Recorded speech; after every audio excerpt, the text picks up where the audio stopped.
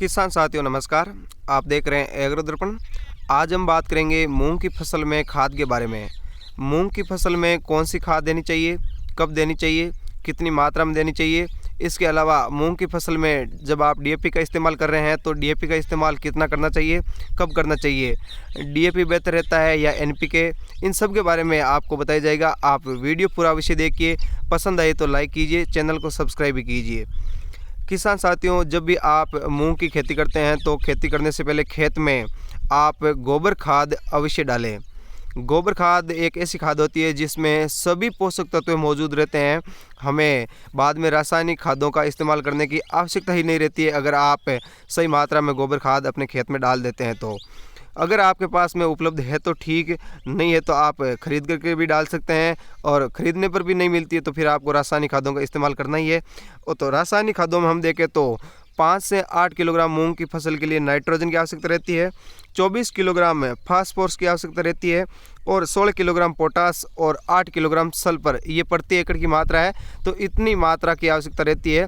इस हिसाब से देखें तो एक डीएपी के बैग में जो प्रति एकड़ एक डीएपी का बैग हम यूज़ कर सकते हैं, तो एक डीएपी के बैग में जिसमें 18 और 46 यानी 18% नाइट्रोजन और 46% फास्फोरस होता है, तो एक बैग में 9 किलोग्राम तो नाइट्रोजन हो जाता है और 23 किलोग्राम फास्फोरस हो जाता है। तो इस हिसाब से इतना ही तो जो चाहिए मूंग की फसल के लिए, और ये इसमें डीएपी में मिल जाता है।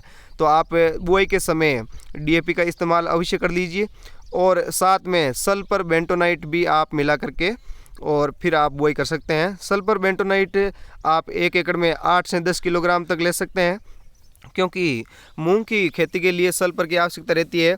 8 किलो प्रति एकड़ के हिसाब से मूंग की फसल में सल्फर की आवश्यकता रहती है। तो सल्फर बेंटोनाइट में 90% सल्फर की मात्रा होती है। तो आप ये लेकर के और डीएपी के साथ में ही बुआई कर सकते हैं।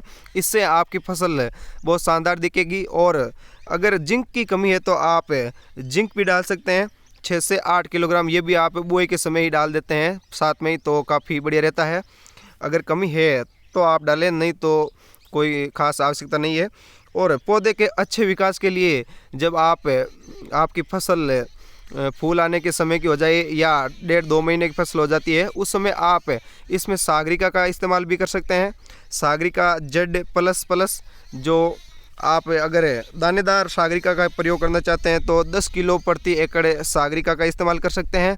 और अगर आप तरल रूप में सागरिका का इस्तेमाल करना चाहते हैं जो स्प्रे के रूप में, तो वो भी आप जब फूल आने की अवस्था रहती है, 2 महीने के लगभग की फसल हो जाती है, उस दौरान आप 2 बार या 3 बार सागरिका डाल सकते हैं। 10 से 15 दिन के अंतराल से 250 मिलीलीटर प्रति एकड़ के हिसाब से आप सागरिका का इस्तेमाल कर सकते हैं। इससे आपकी फसल बहुत शानदार दिखेगी और फलियां बहुत गजब की आएगी। धन्यवाद किसान साथियों।